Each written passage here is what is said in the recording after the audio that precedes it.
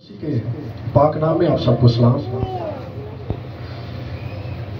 آج کا دن ایک بڑا خاص دن ہے ہم سب کے لیے بھی اور ذاتی طور پر میرے لیے بھی، اور آپ اندازہ اس بات سے لگا سکتے ہیں کہ خداوند کی صلیب کو بیان کرنا، صلیب کے بارے میں بات کرنا، صلیب کے پیغام کو کھولنا، اس زمین پر اس سے بڑی عزت اور سعادت کوئی نہیں کہ کوئی شخص صلیب کے پیغام پر بات کرے، کیونکہ صلیب کا پیغام انسانوں کے لیے خدا کا سب سے افضل مشتاق ہے۔ سو یہ فضل ہم سب پر ہوا ہے، اور اس سے پہلے کہ ایسٹر سیزن کا آغاز ہوتا، روزوں کا آغاز ہوتا، میں نے خداوند سے درخواست کی، میں نے کہا خداوند اگر تیری مرضی ہو تو پادری صاحب گڈ فرائیڈے کا کلام مجھے دے۔ میں نے کہا میں انہیں نہیں کہوں گا، لیکن تو اپنے خادم سے خود کلام کر۔ تو جب پادری صاحب نے سے مجھے پتا چلا کہ میں نے اس کلام کو سنانا ہے، تو میرے اوپر حیرت اور شکر گزاری کے سوا میرے چہرے پر کچھ نہیں تھا۔ سو میں اس لیے جانتا ہوں کہ جو پیغام آج خداوند نے میرے دل میں ڈالا ہے، یہ ہم سب کی ترقی، برکت، نجات، بحالی اور شفا کا باعث ہے۔ سو صلیب کا جو پیغام ہے، جو آیت یہاں پر لکھی ہے کہ صلیب کا پیغام ہلاک ہونے والوں کے لیے تو بے وقوفی ہے، لیکن ہم نجات پانے والوں کے لیے خدا کی قدرت ہے۔ کیا ہے؟ کیا ہے؟ پھر سے بولیے، پھر سے ایک بار۔ سو یہ خدا کی قدرت ہے۔ جب اس پر کے بارے میں بات کی جاتی ہے، جب اس کو پریچ کیا جاتا ہے، جب اسے قبول کیا جاتا ہے، اور جب اس پر غور کیا جاتا ہے، تو خدا کی قدرت ظاہر ہوتی ہے اس کے وسیلے سے۔ سو آئیے ہم سب اس پیغام پر جو نجات اور قدرت کا پیغام ہے ہم غور کریں گے، اور ہم خدا کے پاک کلام میں سے نکالیں گے لوکا کی انجیل اور اس کا 23واں باب اور اس کی آیت نمبر 44 سے لے کر آیت نمبر 48 تک، بلکہ 49 تک اسے پڑھیں گے۔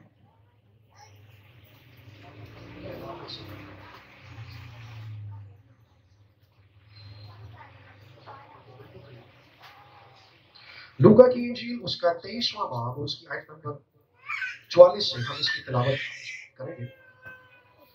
کلام مقدس میں لکھا ہے، پھر دوپہر کے قریب سے تیسرے پہر تک تمام ملک میں اندھیرا چھا رہا اور سورج کی روشنی جاتی رہی اور مقدس کا پردہ بیچ سے پھٹ گیا۔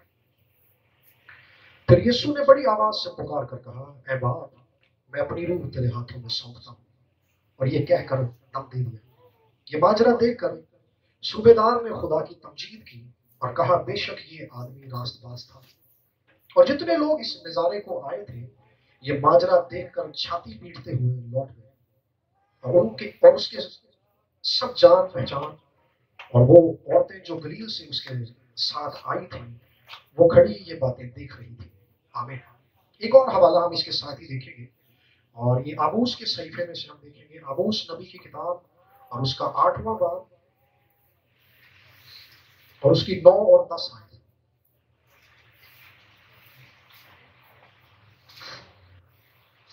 آموس کی کتاب 8 باب اور اس کی آیت نمبر 9 اور 10۔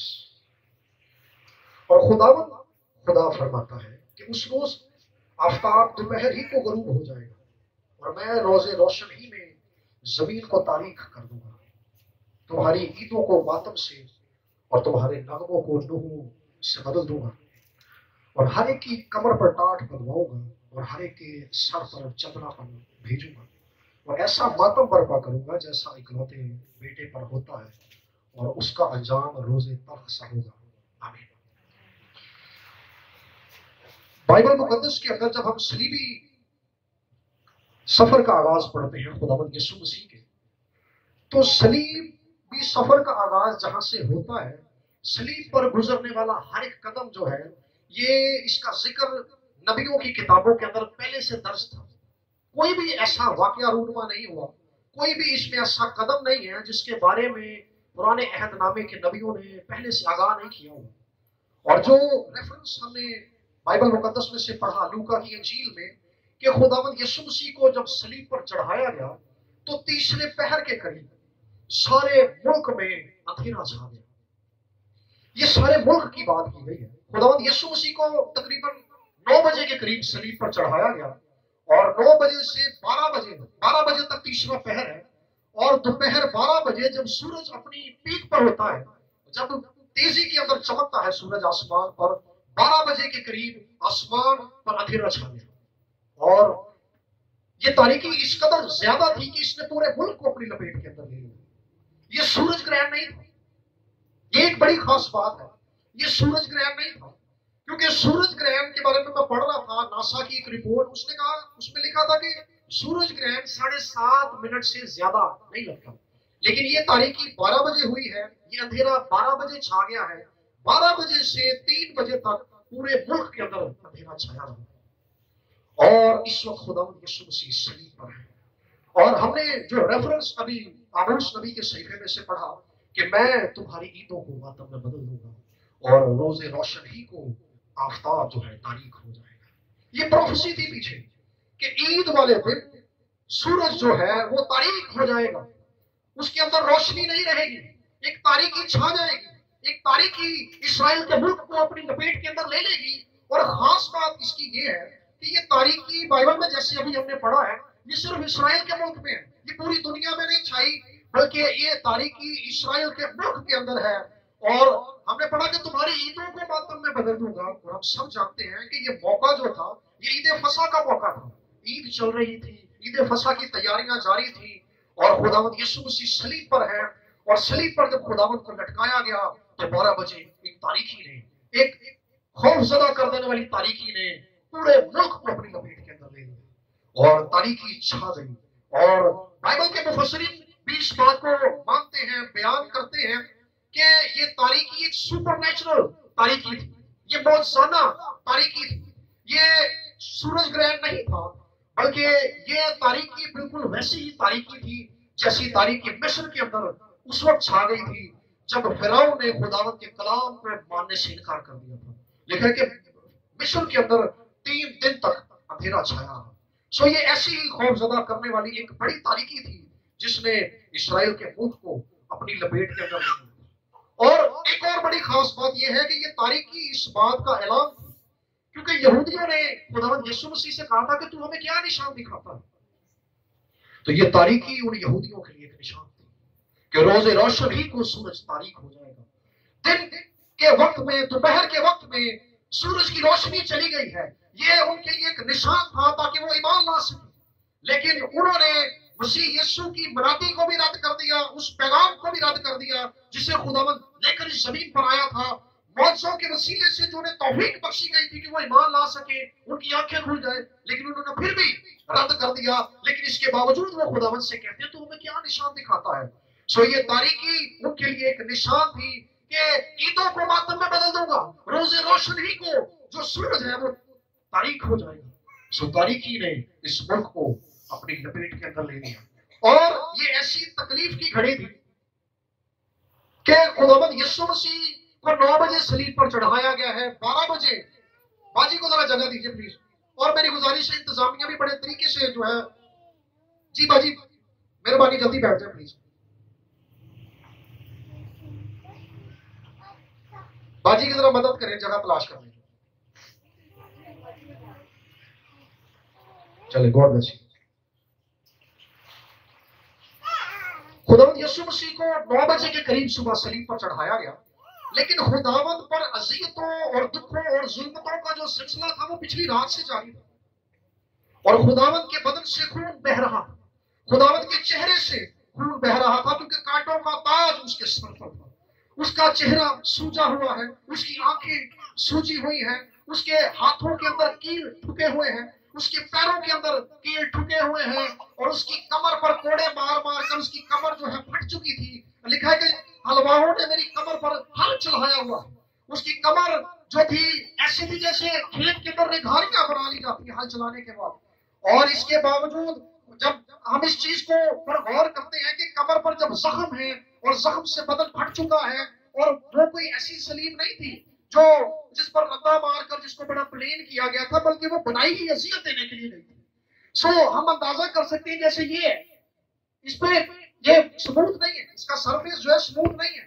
سو ایسی حالت کے اندر جب کمر خداوند کی اس صلیب پر لگی ہے اور یہ لکڑی کے جو ٹکڑے ہیں اور ان زخموں کے اندر جب دھستے ہیں تو جو تکلیف का एहसास उस वक्त खुदावन के बदन में था। आप उसका अंदाजा कीजिए कि ये तकलीफ किस कदर ज्यादा थी, जिसका आगाज पिछली रात से हो चुका था। और वो सलीब जिस पर खुदावन लटकाए गए, उससे खून टपक रहा है, उसके चेहरे से खून टपक रहा है, उसके हाथों से खून टपक रहा है, उसके पैरों से खून टपक रहा है। और वो जगह जहां पर ये सलीब है, कलवरी का पहाड़, वो उस खून से भरा हुआ है। और यरूशलेम की गलियां जहां से खुदावन के यीशु मसीह चल कर आए, वो खून से लथपथ है, उनमें भी ये खून बहा हुआ है।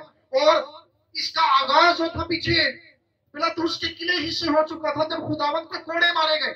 और एक और जो बात बड़ी खास है कि खुदावन को एक कम 40 कोड़े नहीं मारे गए, एक कम 40 कोड़े यहूदी मारते थे, क्योंकि ऐसा शरीयत के अंदर लिखा था कि 39 कोड़े मारे जाएं। और वो इस खौफ से 39 मारते थे, क्योंकि वहां पे हुक्म था कि तुम 40 से ज्यादा ना मारना। तो वो एक कम मारते थे, कहीं ऐसा ना हो कि गलती से कोई एक ज्यादा लग गया हो।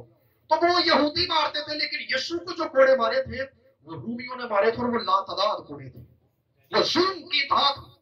और वो लातदाद कोड़े जब यीशु मसीह को मारे गए तो उसके बदन से खून बह रहा है। लिखा है हलवाहों ने मेरी कमर पर हल चढ़ाया हुआ है।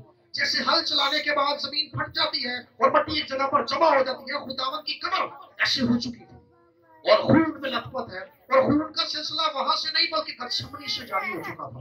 लिखा है कि उसका पसीना खून की बड़ी बड़ी बूंदें बनकर टपक रहा है। सो अंदाजा कीजिए कि ये खून जो यरूशलेम की गलियों में है, ये खून जो कलवरी के पहाड़ पर है, ये खून जो गतसमनी के अंदर है, ये खून जो पिलातुस के किले के अंदर है, ये खून जो इस वक्त खुदावन के बदन से मुसलसल टपक रहा है। और ये रात से बह रहा है, 12 बज चुके हैं और ये खून मुसलसल बह रहा है। और बाइबल मुकद्दस के अंदर पैदाइश की किताब में खुदावन के कलाम में लिखा है कि तेरे भाई के खून ने, खुदावन ने कायन से कहा था कि तेरे भाई के खून ने मुझे जमीन से पुकारा है। ये खून पुकारता है। हाबल के खून के बारे में खुदा ने कहा था कि तेरे भाई के खून ने मुझे जमीन से पुकारा है। सो अंदाजा कीजिए कि हाबल का खून जमीन से खुदा को इंसाफ के लिए पुकारता है। हाबल के खून जब खुदावंत को पुकारता है तो उसके पुकारने के बाद उसके भाई पर लानत आ जाती है।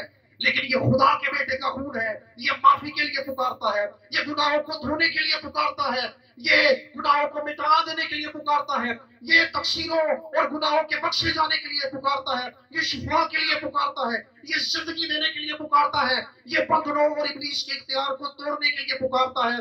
क्योंकि हाबिल का खून लानत को लाने का बायस बना, लेकिन यीशु का खून जिंदगी का बायस है, यीशु का खून बरकत का बायस है, यीशु का खून जिंदगियों को एक नई जिला देने का बायस है। इस खून की पुकार आग में बाला तक जाती है, क्योंकि ये खुदा के बेटे का खून है और ये खून बह रहा है, ये खून बह रहा है। और इसी हालत के अंदर खुदावंद यीशु मसीह बड़ी तकलीफ के अंदर है, बड़ी तकलीफ के अंदर है और खुदावंद सलीब पर है। और ये तारीकी मुसलसल छाती चली जा रही है। और आप अंदाजा कीजिए इसी तारीकी की हालत के अंदर खुदावंद यीशु मसीह ने जो अगले 4 कलमे हैं वो इस तारीकी में बोले, लेकिन जो पहले 3 कलमे हैं वो इस तारीकी होने से पहले खुदावंद ने बोले। और इस तारीकी का एक बड़ा सबब जैसे मैंने पहले अर्ज की कि ये वैसी ही तारीकी थी जैसी मिस्र के अंदर हुई थी। और मिस्र में ये तारीकी इसलिए हुई थी क्योंकि मूसा जब खुदावंद का पैगाम लेकर फिरौन के पास गया और उसने ऐलान किया कि खुदावंद फरमाता है मेरे लोगों को जाने दे, तो उसने इनकार कर दिया। जब उसने रद्द कर दिया तो खुदावंद की अदालत मिस्र के ऊपर जाहिर हुई। और लिखा है कि मिस्र के अंदर तो अंधेरा था, लेकिन वो इलाका जिसमें इसराइली थे उसमें रोशनी थी, उसमें रोशनी थी। सो ये तारीकी अदालत का निशान है कि उन्होंने खुदा के बेटे को रद्द कर दिया, उन्होंने उस पैगाम को जो मसीह में मुजस्सम होकर जाहिर हुआ है उसे रद्द कर दिया है। और अंदाजा कीजिए कि जब वो मूसा के कलाम को रद्द करने के बाद अंडर जजमेंट चले जाते हैं, खुदावंद की अदालत उनके खिलाफ जाहिर होती है, तो वो जिन्होंने खुदा के बेटे को रद्द कर दिया उनके लिए खुदा की रास्त अदालत किस तौर से जाहिर ना होगी। सो ये तारीकी इस बात का ऐलान है कि मैं तुम्हारी ईंटों को मातम में बदल दूंगा, तुम्हारी ईंटों को मातम में बदल दूंगा। और लेकिन इन सारी बातों को जानने के बावजूद भी वो इन बातों से दूर है। उन्होंने दुनिया के नूर को रद्द कर दिया था, इसलिए वो तारीकी के अंदर छोड़ दिए गए। याद रखिए कि जब भी किसी शख्स को बार बार सलीब का पैगाम सुनाया जाता है, तौबा का पैगाम सुनाया जाता है, सलीब के बारे में बताया जाता है, तो खुदा चाहता है कि लोग उस पैगाम को कबूल कर लें, सुनने वाला उस पैगाम को कबूल कर ले। लेकिन जब कोई उस पैगाम को कबूल नहीं करता, लिखा है कि खुदावंद, रोमियो के खत में लिखा है कि मैंने भी उनको उनकी रविशों में छोड़ दिया। खुदावंद छोड़ देता है, तारीकी के अंदर, गुनाहों के अंदर, बीमारियों के अंदर, लानतों के अंदर वो छोड़ देता है, क्योंकि वो खुदा के बेटे के पैगाम को, जो सलीब का पैगाम है, जो उसकी मौत का पैगाम है, वो उसे रद्द कर देते हैं। सो याद रखिए कि सलीब का पैगाम तब्दीली लेकर आता है। जब यह सुनाया जाता है, जब इसे कबूल किया जाता है, जब इसे बयान किया जाता है, जब इस पर गौर किया जाता है, तो खुदा की कुदरत जिंदगियों को होल्ड करती है। लेकिन इस पैगाम को जब कबूल नहीं किया जाता, तो जिंदगियां तारीकी ही के अंदर रहती हैं, जिंदगियां गुमराही ही के अंदर रहती हैं, जिंदगियां लाचारी ही के अंदर रहती हैं, जिंदगियां बीमारियों का शिकार ही रहती हैं, जिंदगियों के अंदर कोई तब्दीली नहीं आती, क्योंकि वो भी इन लोगों की तरह तारीकी में छोड़ दिए जाते हैं। लेकिन खुदावंद अपने लोगों से ये चाहता है कि वो मसीह की सलीब के पैगाम को कबूल करके नूर में दाखिल हो जाए, नूर की पैरवी करें, क्योंकि यीशु ने कहा था कि दुनिया का नूर मैं हूं। सो जब नूर को रद्द कर दिया, तो तारीकी ने उन्हें घेर लिया, तारीकी ने उन पर साया कर लिया, उनकी जिंदगियों को, उनके घरानों को, उनके मुल्क पर एक खौफ तारीख कर देने वाली, एक सख्ता तारीख कर देने वाली तारीकी उन पर छा गई, अंधेरा छा गया। आज भी दिलों पर ये अंधेरा उस वक्त तक रहता है जब तक दिलों के अंदर इस पैगाम को कबूल नहीं किया जाता। सो बहनों और भाइयों, आज हम सबके लिए ये मौका है, जब इंजील की ये खुशखबरी हमें सुनाई जा रही है, तो ये हमारे लिए भी फैसले की घड़ी है कि क्या हम आज भी इस पैगाम को सुनने के बाद इसे कबूल करते हैं, या उन लोगों की तरह जो हर रोज मौजज़े देखते थे, हर रोज खाना खाते थे, तूफानों को थमते हुए देखते थे, मुर्दों को जिंदा होते हुए देखते थे, उसके बावजूद उन्होंने इस खुशखबरी को रद्द कर दिया। इवन के जब यीशु सलीब पर वो तब भी कहते हैं अगर तू खुदा का बेटा है तो उतर। उन्होंने तहकीर की, उसकी रद्द कर दिया पूरे तौर पर। लेकिन आज वो जिंदगी जो इस पैगाम को कबूल करती है, आज वो इंसान, आज वो बेटा, आज वो बेटी, आज वो नौजवान, आज वो बहन, बुजुर्ग, जो कोई इस पैगाम को कबूल करता है, खुदावंद का नूर उस पर चमकता है। जिंदगी उसके हालात में, उसकी मामलात में, उसके खानदान में, उसके कारोबार में जिंदगी जाहिर होती है, क्योंकि ये पैगाम जिंदगी का पैगाम है, ये कुदरत का पैगाम है, और खुदा की कुदरत इस पैगाम के वसीले से बहती है। और इस दुख के अंदर, खुद इस तारीकी के अंदर दुनिया के गमों की कसरत खुदावंद यीशु मसीह पर है। दुनिया के गमों की कसरत सलीब पर है, क्योंकि कलाम में लिखा है कि खुदावंद को पसंद आया तो उसे गमगीन करे। यशायाह के सहीफे में लिखा है कि खुदावंद को पसंद आया कि उसे गमगीन करे, क्योंकि यीशु मसीह ने जो गुनाह उठाए थे, वो सिर्फ उस जमाने के गुनाह नहीं थे जिसमें इस्राएली जिंदा थे, जिसमें उस वक्त खुदावंद मौजूद था, बल्कि ये आदम से लेकर जितनी नस्लें हो गुजरी थी, वो सब गुनाह थे, उन सब के गुनाह थे। और यीशु मसीह के जमानों के आने तक, हमारे जमाने के भी, और वो जमाने जो हमारे बाद आएंगे, उन जमानों के जितने गुनाह थे, उनके जितने गम थे, इस वक्त सलीब पर यीशु मसीह पर लाद दिए गए थे। उनके गम सलीब पर लाद दिए गए थे। हम अपने गम को ही बर्दाश्त नहीं कर पाते। हम सोचते हैं कि हमारा गम बहुत बड़ा है, हमारा दुख बहुत बड़ा है, हमारा अजीज कोई हमें छोड़ दे, हमसे ये बर्दाश्त नहीं होता। तकलीफ की बात है। तो अंदाजा कीजिए कि जमानों का गुनाह, जमानों के गम उस दिन यीशु मसीह पर इस तारीकी में रख दिए गए हैं, और इन गमों को यीशु मसीह बर्दाश्त कर रहा है। इन गमों में से यीशु मसीह गुजर रहा है, और इनका प्रेशर इस कदर ज्यादा था कि इसी प्रेशर और बोझ के बायस यीशु मसीह ने गतसमनी में कहा था कि बाप अगर हो सके तो ये प्याला मुझसे टल जाए, क्योंकि इसको उठाना, इसको पीना ना काबिल बर्दाश्त है। लेकिन उसने अपने आप को पेश कर दिया, क्योंकि वो हमारी बहाली चाहता था, क्योंकि वो हमारी रिहाई चाहता था। उसकी मर्जी हमारी जिंदगी में थी, हमारे गुनाहों से छूटने के अंदर थी, इसलिए उसने अपने आप को पेश कर दिया ताकि वो कुर्बान होकर हमें बचा ले, हमें बचा ले। और इस घड़ी के अंदर जब ये गहरी तारीकी छाई हुई है और खुदावंद के ऊपर गमों की कसरत है, और इस गमों की कसरत का अंदाजा यहां से भी हम लगा सकते हैं कि यीशु ने बाप से कहा है, बाप तूने मुझे क्यों छोड़ दिया, तूने मुझे क्यों छोड़ दिया। और एक प्रेशर है, एक बोझ है, और इस प्रेशर और बोझ की वजह से गतसमनी में खुदावंद का पसीना खून की बड़ी बड़ी बूंदें बनकर टपक रहा है, और अभी भी वो बोझ और वो प्रेशर मुसलसल बढ़ता चला जा रहा है। और इस हालत में खुदावंद ने कहा है, तूने मुझे क्यों छोड़ दिया? इस बात के अंदर वो कफारा जो खुदावंद यीशु मसीह दे रहे हैं, वो सलीब का काम जो खुदावंद यीशु मसीह अंजाम दे रहे हैं, उसकी सदाकत, उसकी काबिलियत, उसकी हसमत और उसका जलाल पोशीदा है। आप सोचेंगे ये कैसे? इसके अंदर खुदा का जलाल पोशीदा है। खुदावंद का जलाल इसमें इसलिए पोशीदा है क्योंकि अहबार की किताब के 16वें बाब के अंदर जो कफारे का पैटर्न बाइबल मुकद्दस में बताया गया है, ये उसकी तकमील हो रही है। उसके 2 हिस्से थे। आमतौर पर इसके बारे में ज्यादा बात नहीं की जाती। जब कफारे की बात की जाती है तो एक ही बर्रे का जिक्र किया जाता है जो कुर्बान होने के लिए पेश किया जाता है, जबकि अहबार की किताब में इसके 2 हिस्से, एक वो था जिसे कुर्बान होने के लिए पेश कर दिया जाता था, और एक वो था जिसे अज़ाज़ील कहते थे, जिस पर हाथ रखने के बाद उसे बियाबान में छोड़ देते थे। जब ये दोनों पेश किए जाते थे, जब ये दोनों काम हो जाते थे, फिर कफारा होता था। सो कैसे मुमकिन है कि कफारे के वो तरीके जो खुदा ने पहले से बता रखे थे, जो खुदा के अपने थे, वो मुकम्मल ना और कफारा मुकम्मल हो जाए? सो जब यीशु मसीह सलीब पर ये कह रहे हैं कि अब आप तूने मुझे क्यों छोड़ दिया, तो खुदावंद इस बात का ऐलान कर रहे हैं कि मेरे बाप ने जो पैटर्न वज़ा किया था, जो कफारे के लिए जो असूल वज़ा किए थे, उसकी तकमील में मुझे छोड़ दिया गया, मुझे छोड़ दिया गया है। जैसे अज़ाज़ील को बियाबान में छोड़ दिया जाता था गुनाहों से मखलसी के लिए। इसके 2 हिस्से थे। खुदावंद उस वक्त गुनाह की कुर्बानी के लिए भी अपनी जान को पेश कर रहे हैं, और खुदावंद उस अज़ाज़ील की तरह बियाबान में छोड़ भी दिए गए हैं। इस अज़ियत के अंदर जब गमों की कसरत है खुदावंद पर, दुखों की कसरत है, तकलीफ है, बदन सूजा हुआ है, और खुदावंद ने ऐलान किया है कि बाप तूने मुझे क्यों छोड़ दिया, तूने मुझे क्यों छोड़ दिया? क्योंकि खुदावंद का ये कहना इस बात का बयान करता है कि खुदावंद यीशु मसीह सलीब पर हमारे लिए, मेरे लिए और आपके लिए कामिल कफारा दे रहे हैं। खुदा के सारे तकाज़ों को पूरा कर रहे हैं, खुदा के सारे मंसूबों को अंजाम दे रहे हैं।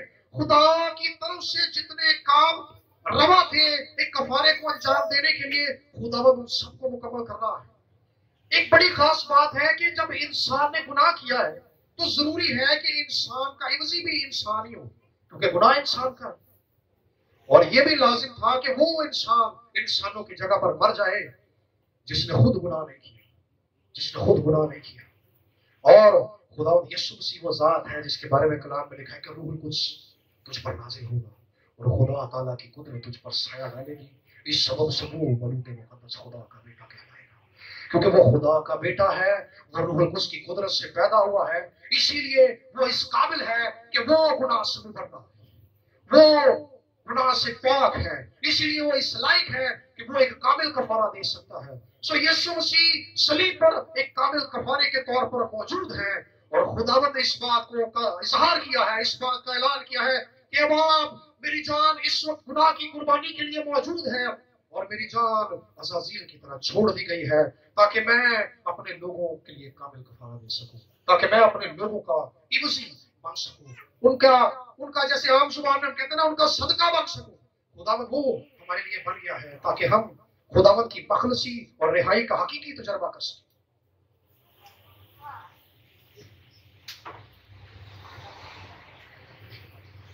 और अगली बात जो इस तारीकी की थी, ये तारीकी क्यों छा गई? इस तारीकी की एक और बड़ी वजह है। लूका की इंजील के 23वें बाब में लिखा है कि लोग खड़े देख रहे थे और सरदार काहे ठट्ठा मार रहे थे, और वो मजाक कर रहे थे, जो रूमी सिपाही थे वो भी मजाक उड़ा रहे थे, और यीशु मसीह का तमस्खर उड़ाया जा रहा है, यीशु मसीह को मजाक किया जा रहा है, उसकी हिकारत की जा रही है। लेकिन इस हालत के अंदर जब खुदावंद यीशु मसीह ने लिखा कि उसने अपनी दाढ़ी नोचने वालों से पीछे नहीं की, उसने अपना मुंह नहीं छुपाया, और ये खुदावंद की एक ऐसी हालत है, यशायाह नबी के सहीफे के 53वें बाब के अंदर लिखा है कि उसमें कुछ हुस्न जमाल बाकी नहीं कि हम उसके मुश्ताक हों। इस कदर खुदावंद का चेहरा जो था वो बिगड़ चुका था, इस कदर लिखा कि उसकी कोई शक्ल सूरत ना थी, ना उसमें कोई खूबसूरती थी। जब हम उस पर निगाह करें तो उसमें कुछ हुस्न जमाल बाकी नहीं कि हम उसके मुश्ताक हो। वो आदमियों में हकीर और मरदूद और मर्दे गमनाक और रंज का आशना बना, उसकी तहकीर की गई। ये प्रोफेसी थी पीछे, اور یہی کچھ یہاں پر ہو رہا ہے. جو فقی فریسی ہیں وہ تحقیر کر رہے ہیں، وہ مذاق اڑا رہے ہیں، وہ ٹھٹھا کر رہے ہیں یسوع مسیح کا. اور جو رومی سپاہی ہے وہ بھی مذاق اڑا رہے ہیں، اس کے منہ پہ تماچے مارے جا رہے ہیں، مکے مارے جا رہے ہیں. لیکن اس کے باوجود لکھا ہے کہ خداوند نے ہم سب کی بدکرداری اس پر لا دی، اور وہ ہمارے خطاؤں کے سبب سے گھائل کیا گیا اور ہماری بدکرداری کے باعث کچلا گیا. اس بات کے لیے خداوند نے اپنے آپ کو پیش کر دیا کہ بے شک اس کا چہرہ بگڑ چکا تھا تکلیفوں اور اذیتوں کے باعث، لیکن اس نے اپنا منہ نہیں موڑا. اس نے اس کام کو انجام دیا تاکہ وہ ہمیں بچا لے. سو میرے بہنوں اور بھائیوں، یہ وقت اس بات پر غور کرنے کا وقت ہے کہ خداوند نے ہمیں بچانے کے لیے یہ اذیت صحیح ہے، یہ دکھ سہا ہے تاکہ وہ ہماری جانوں کو بچا سکے. اور یہ اذیت اس قدر بڑھتی چلی جا رہی ہے. جب تاریکی چھائی ہوئی ہے تو یہ تاریکی کے اندر، اس تاریکی کے اندر جب وہ تمسخر اڑا رہے ہیں، جب ٹھٹھا کر رہے ہیں، جب خداوند کے کو حقیر جانا جا رہا ہے کیونکہ وہ خدا کا بیٹا تھا. ایوب کی کتاب کے 38ویں باب کے اندر لکھا ہے کہ گہری تاریکی اس کے لپیٹنے کا کپڑا تھی. تو یہ گہری تاریکی نے ایک لپیٹنے کے کپڑے کا کام کیا. اور اس سارے ماحول کو جس میں خداوند کا تمسخر اڑایا جا رہا ہے، خداوند کی تحقیر کی جا رہی ہے، اس کو خدا و باپ نے اندھیرے سے چھپا لیا تاکہ اس رسوائی کو جو اس وقت یسوع مسیح کے اوپر تھی اس کو ڈھانپ سکے، کور کر سکے. سو میرے بہنوں اور بھائیوں، لکھا ہے کہ وہ ہماری خطاؤں کے سبب سے گھائل کیا گیا اور اس نے ہماری مشقتیں اٹھا لی، ہمارے غموں کو برداشت کیا. سو یہ وقت ہے کہ ہم آج اس پیغام کی حقیقت کو جانیں، ہم اس بات کو جانیں کہ یسوع کے ساتھ یہ جو کچھ ہوا یہ ہمارے لیے تھا، یہ ہمارے لیے تھا. اور جب خداوند کو رد کیا جا رہا ہے، ہم کئی بار سوچتے ہیں کہ ہمیں تو ہر جگہ رد کیا جاتا ہے، ہمارے محلے میں بھی، ہمارے گھر میں بھی، ہماری جاب پر بھی ہمارا پروموشن نہیں ہوتا، ہمیں تو ہر کوئی حقیر جانتا ہے. سو یاد رکھیے یسوع کو اس لیے رد کر دیا گیا تاکہ آپ قبول کر لیے جائیں. ہم کئی بار سوچتے ہیں کہ ہماری تحقیر کی جا رہی ہے، ہماری کوئی عزت نہیں ہے. یاد رکھیے یسوع کی تحقیر کی گئی تاکہ آپ باپ کے حضور میں مقبول رہ سکیں. یسوع کہ لکھا ہے کہ اس نے ہماری مشقتیں اٹھا لی. کئی بار ہم مشقت اٹھا کر بہت محنت کرتے ہیں اور ہمیں اس کا حاصل کچھ نہیں ملتا. ہم سوچتے ہیں ہم نے بہت محنت کی اور ملا کچھ بھی نہیں. تو یاد رکھیے یسوع نے ہماری مشقتیں اٹھا لی، اس نے آپ کی مشقتیں اٹھا لی ہیں، اس نے میری مشقتیں اٹھا لی ہیں تاکہ ہم ان مشقتوں سے آزاد کیے جائیں، تاکہ ہم ان مشقتوں سے چھڑا لیے جائیں، تاکہ ہم ان مشقتوں کے اندر آگے کو نہ جئیں بلکہ خدا کی قدرت اور خدا کے زور کے اندر جینا شروع کریں. کیونکہ خدا ہماری رہائی چاہتا ہے، خدا ہماری رہائی کے لیے مسیح کو اس دنیا میں بھیج چکا ہے. اسی لیے خداوند چاہتا ہے کہ ہم اس کے کفارے سے فیض پا سکیں اور اس قدرت کا جو اس کے کفارے کے اندر ہے، جو اس کے صلیب کے اندر ہے، اس کا تجربہ اپنی زندگی کے اندر کر سکیں تاکہ خدا کا زور اور خدا کا جلال ہماری زندگی کے اندر بہہ سکے. آئیے آج اس پیغام پر جب ہم غور کر رہے ہیں تو اپنے آپ کو اس بات کے لیے تیار کریں گے کہ مسیح نے آپ کے لیے، میرے لیے، ہم سب کے لیے، آپ کے بہنوں بھائیوں کے لیے، آپ کے عزیزوں کے لیے، ان کی شفا کے لیے، ان کی برکت کے لیے، ان کی نجات کے لیے، ان کے گناہوں کے مٹائے جانے کے لیے یسوع نے یہ دکھ سہا ہے. سو جب یسوع نے یہ دکھ سہ لیا ہے تو آج ہم اپنے اندر یہ فیصلہ کریں گے کہ آج کے بعد میں اس دکھ میں نہیں جیوں گا، آج کے بعد میں مشقتوں کے اندر نہیں جیوں گا، آج کے بعد میں خدا سے دوری کے اندر نہیں رہوں گا. جب یسوع نے ان کو اٹھا لیا ہے تو خداوند کے ساتھ ہم صلح میں چلیں گے، ہم خداوند کے ساتھ صلح میں چلیں گے. اور ایک بڑی خاص بات، ایک بڑا خاص ریفرنس بائبل مقدس کے اندر ہمیں ملتا ہے کہ یہ تاریکی کے پیچھے ایک اور بڑا اہم واقعہ جو بیک گراؤنڈ پر ہمیں ہوتا ہوا دکھائی دیتا ہے، وہ بڑا ہی خاص ہے کہ اس تاریکی کے پیچھے بیک گراؤنڈ پر کیا خدا کا خاص کام ہو رہا ہے. سموئیل کی دوسری کتاب 22 باب کی 10 آیت کے اندر لکھا ہے، اس نے آسمانوں کو جھکا دیا اور نیچے اتارا اور اس کے پاؤں تلے گہری تاریکی دی. پھر سے پڑھنا چاہوں گا، اس نے آسمانوں کو جھکا دیا اور نیچے اتر آیا اور اس کے پاؤں کے تلے گہری تاریکی تھی. یہ خدا کے بارے میں لکھا ہے کہ جب یسوع مسیح صلیب پر ہے، جب یسوع مسیح اذیت کے اندر ہے، جب دکھ کے اندر ہے، تو باپ خدا آسمانوں کو جھکا کر اتر آیا ہے. وہ اپنے بیٹے کے روبرو ہے، وہ اسے دیکھ رہا ہے، وہ اسے دیکھ رہا ہے. اور لکھا ہے کہ میں خداوند کو ہمیشہ اپنے سامنے دیکھتا ہوں، اس لیے مجھے جنبش نہیں ہے، کیونکہ خداوند باپ اس کے روبرو ہے، باپ اس کے روبرو ہے. اور اس لیے وہ آسمانوں کو جھکا دیتا ہے. یہ تاریکی جو ہو گئی ہے یہ اس کے پاؤں کے نیچے کی تاریکی تھی، کیونکہ باپ اس روز وہاں پر اتر آیا ہے تاکہ اس کی غمگینیوں کے اندر جس نے اس کو غمگین کیا تھا اس پر نگاہ کر سکے. یہ بڑی خاص بات ہے. کلام میں لکھا ہے کہ اس نے ہمارے غموں کو برداشت کیا. بلکہ اس کو میں پڑھنا چاہتا ہوں. یسایہ کی کتاب 53 باب کی 10 آیت کے اندر لکھا ہے لیکن خداوند کو پسند آیا کہ اسے کچھ لے. کیا ہوا؟ خداوند کو پسند آیا. پھر سے بولے کہ اسے کچھ لے. خدا کو پسند آیا کہ یسوع کو کچھ لے. اس نے اسے غمگین کیا. خدا نے یسوع کو غمگین کیا ہے تاکہ وہ ایک ہمارا کفارہ ہو جائے، تاکہ وہ ہمارا عوضی ہو جائے. اور جب اس کی جان گناہ کی قربانی کے لیے کی جائے تو وہ اپنی نسل کو دیکھے. وہ اپنی نسل پر اپنے بیٹے کی موت کے وسیلے سے نگاہ کرنا چاہتا ہے. ایسا ہو سکتا ہے یسوع مسیح کے بارے میں یوحنا نے کہا تھا کہ یہ خدا کا برہ ہے. کس کا برہ ہے؟ پھر سے بولیے، باہر والے بھی بولے ذرا. خدا کا برہ ہے. جب وہ برہ خدا کا ہے تو اسے کوئی انسان کیسے مسلوب کر سکتا ہے؟ کوئی انسان کیسے قربان کر سکتا ہے؟ جب برہ خدا کا ہے تو قربان بھی خدا ہی کرے گا. سو یہ خدا کا برہ ہے جسے قربان کرنے کے لیے وہ خود وہاں پر موجود ہے. اسے قربان کرنے کے لیے موجود ہے. اس لیے یہ سایہ نے پہلے سے کہہ دیا تھا کہ اس کو پسند آیا کہ اسے کچھ نہیں. اس نے اس کی جان کو غمگین کیا. اس نے ہماری بد کرداری لکھا ہے اس پر لاد دی. ہماری بد کرداری خدا نے اس پر لاد دی. اس نے ہماری خطاؤں کو اٹھا لیا. ہمارے لیے اس پر سیاست کی گئی تاکہ وہ خدا کے برے کے طور پر قربان ہو سکے، خدا کے اپنے ہاتھ سے قربان ہو سکے، تاکہ کائنات کے اندر ایک ابدی کفارے اور کامل کفارے کے طور پر مسیح کی یاد موجود ہے.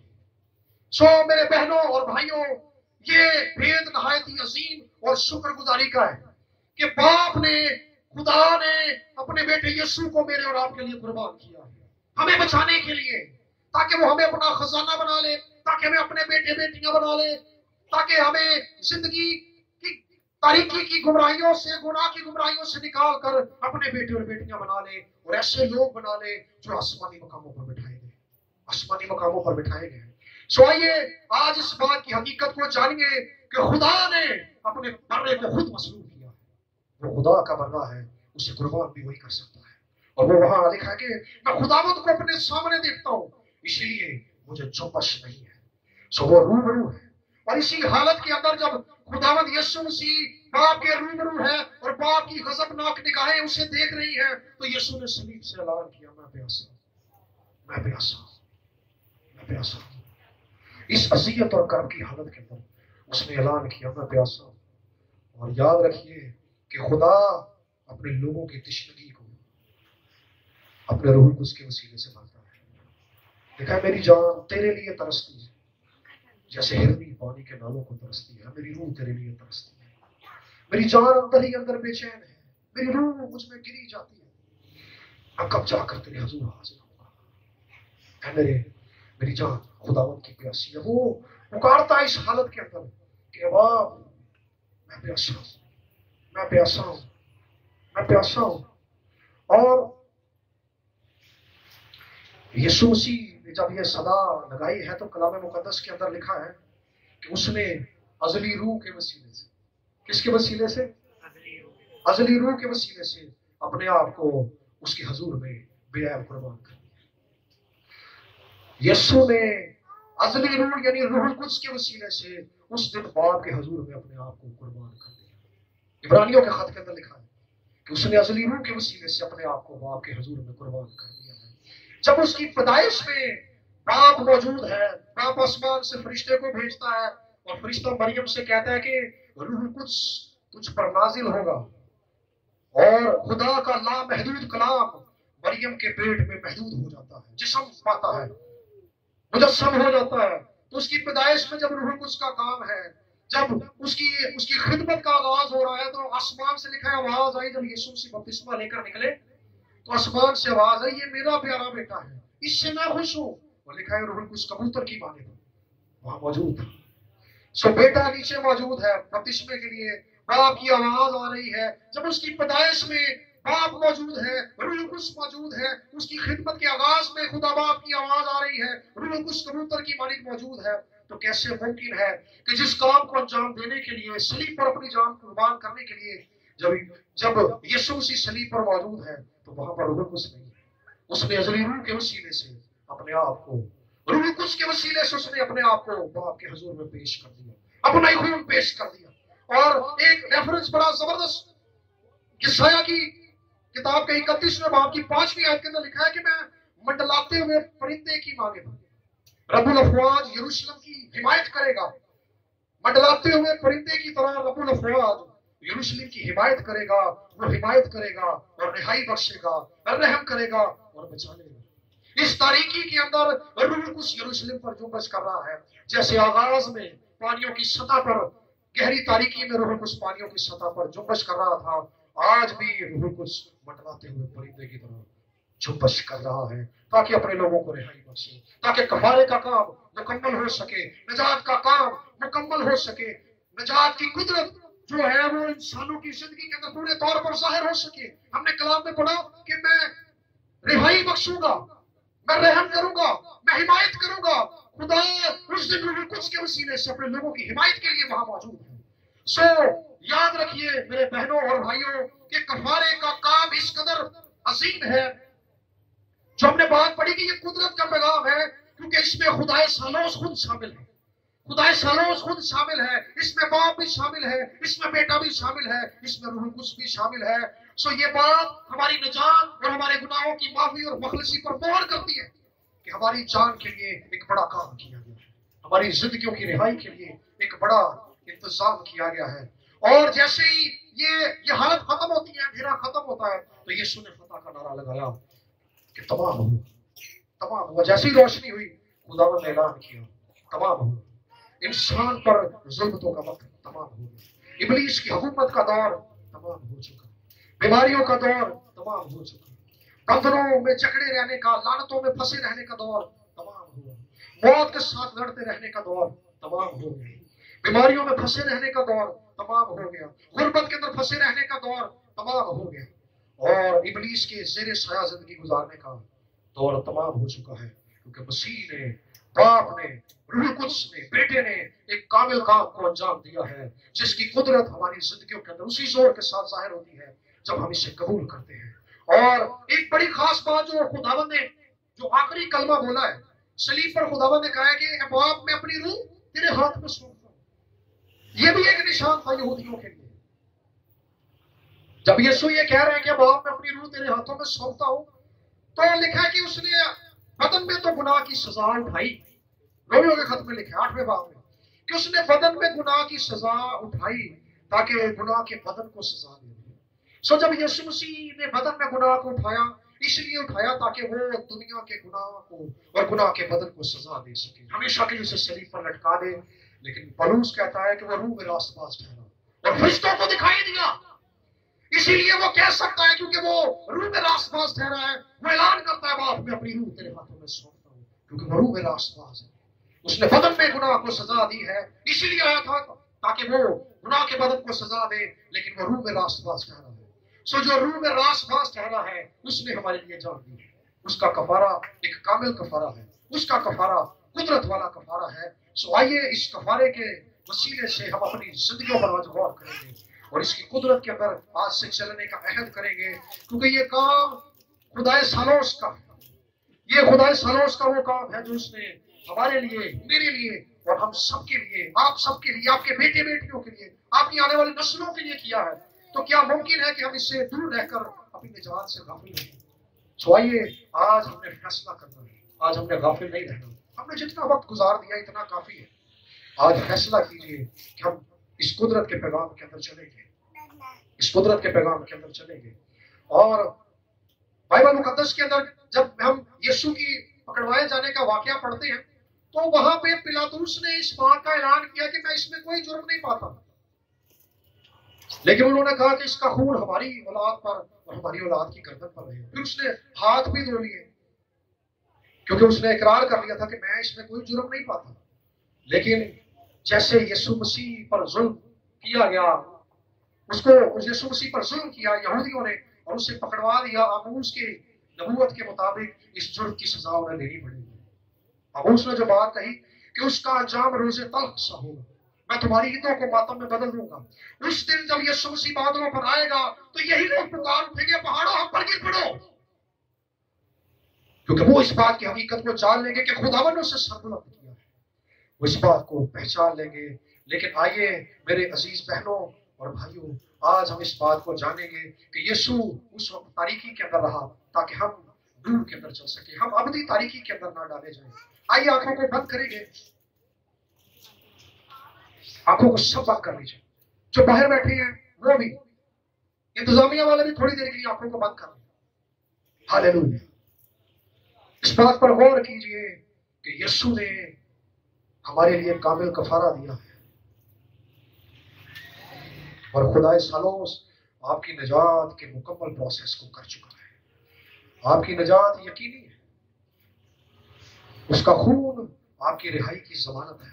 روح القدس ہمیں بیانے میں دیا گیا ہے تاکہ ہم اس کے وسیلہ سے زندگی پا سکیں۔ آئیے میری گزارش ہے سب بہنوں بھائیوں سے